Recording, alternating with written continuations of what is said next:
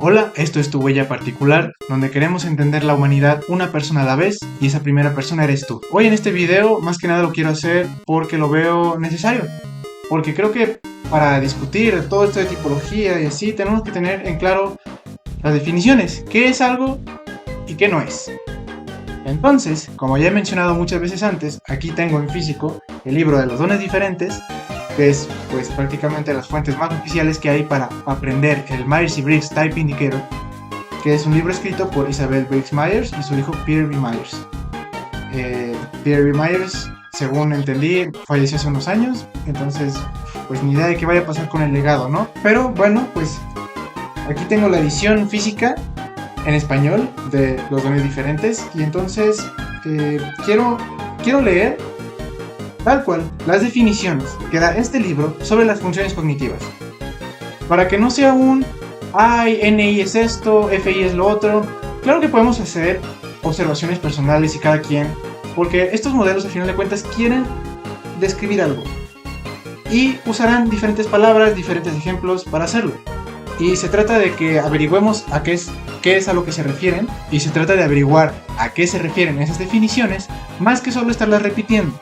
De acuerdo, sí, hay mucho de cierto en eso. Pero me parece importante comenzar desde qué es lo que oficialmente dice la teoría propuesta por Myers y Briggs en su indicador de tipo. El libro comienza con algunos capítulos donde describe más bien a grandes rasgos la preferencia S versus la N, los efectos de la preferencia SN, y te dice los sensoriales esto, los intuitivos lo otro, y así va como haciendo las comparativas a grandes rasgos de extrovertido versus introvertido, sensorial versus intuitivo.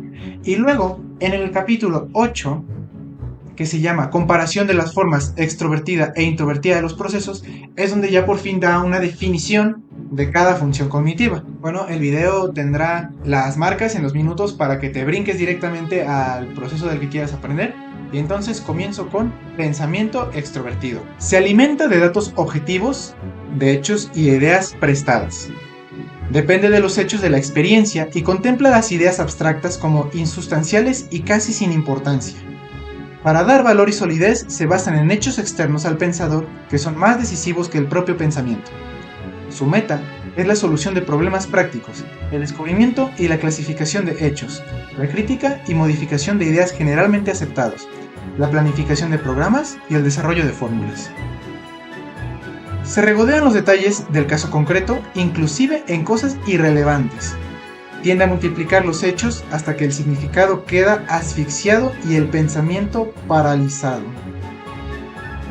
Consta de una sucesión de representaciones concretas que se ponen en marcha merced a la corriente combatiente de las percepciones sensoriales más que a la actividad interna de los pensamientos. Pensamiento introvertido. Se alimenta de raíces subjetivas e inconscientes, arquetipos.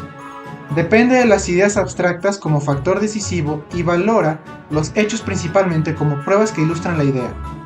Para dar valor y solidez se basan en los poderes de observación y apreciación, y en el uso de la riqueza interior procedente de la experiencia recibida. Su meta es formular preguntas, crear teorías, generar expectativas, proporcionar visiones y, por último, ver cómo encajan los hechos externos en el marco de la idea o teoría que este pensamiento ha creado. Se aferra a las similitudes del caso concreto, desechando lo irrelevante.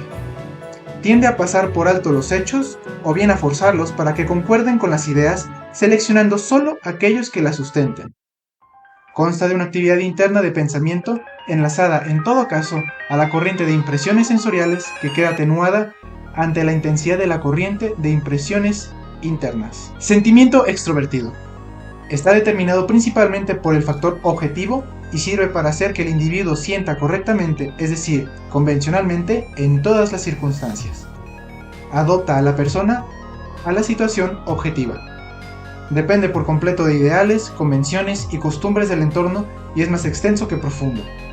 Encuentra solidez y valor fuera de la persona, en los ideales colectivos de la sociedad, que se aceptan normalmente sin cuestionar. Tiene su meta en la transformación y mantenimiento de relaciones emocionales cómodas y armoniosas con los demás. Se expresa con facilidad, de modo que se comparte con los demás, creando un sentimiento similar y generando una cálida simpatía y comprensión. tiende a suprimir por completo el punto de vista personal y presenta el peligro de convertirse en una personalidad de sentimiento, dando la impresión de falta de sinceridad, de que todo es una pose. Sentimiento introvertido. Está determinado principalmente por el factor subjetivo y sirve como guía para la aceptación o el rechazo emocional de diversos aspectos de la vida. Adapta la situación objetiva a la persona mediante el simple proceso de excluir o ignorar lo inaceptable. Depende del sentimiento abstracto, ideales como el amor, el patriotismo, la religión y la lealtad, y es más profundo y apasionado que extenso. Encuentra solidez y valor dentro de la persona, en su propia riqueza interior y sus poderes de apreciación y abstracción. Tiene su meta en la promoción y la protección de una intensa vida emocional interna y en la medida de lo posible, en el cumplimiento y la realización externa de ese ideal interior. Puede ser demasiado abrumador como para expresarse en modo alguno, generando una apariencia falsa de frialdad hasta la indiferencia, y puede ser completamente incomprendido.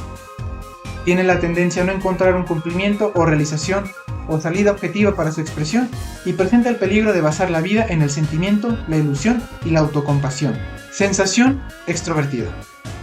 Reprime en la medida de lo posible el elemento subjetivo de la impresión sensorial. Valora más el objeto percibido que la impresión subjetiva, de la cual la persona apenas es consciente. Ve las cosas de forma fotográfica, obteniendo una impresión de realidad concreta y nada más. La prímula a la orilla del río es simplemente una prímula. Lleva a un deleite específico, apresando plenamente la existencia momentánea y manifiesta de las cosas y nada más. Desarrolla la atención que está remachada por el estímulo más intenso, el cual se convierte invariablemente en el centro de su interés, de tal modo que la vida parece hallarse totalmente bajo la influencia de sucesos externos accidentales. Desarrolla un yo externo hedonista, muy rico en experiencias no digeridas y en conocimientos no clasificados de hechos no interpretados.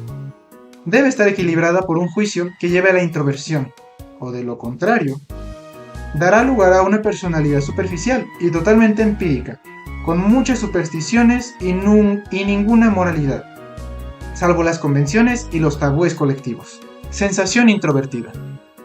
Reprime en la medida de lo posible el elemento objetivo de la impresión sensorial. Valora más la impresión subjetiva liberada por el objeto que el objeto en sí, del cual la persona es apenas consciente. Ve las cosas muy coloreadas por el factor subjetivo, siendo la impresión meramente la sugerida por el objeto, que emerge del inconsciente bajo la forma de un significado. Lleva a ideas, a través de la activación de los arquetipos, apresando más el trasfondo del mundo físico que su superficie. Desarrolla la atención, que es muy selectiva, y la digiere íntegramente hacia una constelación interna de intereses, de tal modo que es imposible predecir qué estímulo externo captará su atención y la mantendrá. Desarrolla un yo interior individual y extremadamente excéntrico, que ve cosas que los demás no ven y puede parecer muy irracional.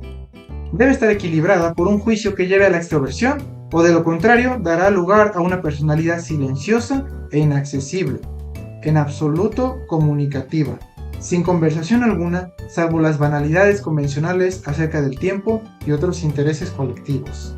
Intuición extrovertida. Utiliza la comprensión interior en beneficio de la situación objetiva. Contempla la situación inmediata como una prisión de la cual es urgentemente necesario escapar, y lo intenta por medio de un cambio radical de la situación objetiva.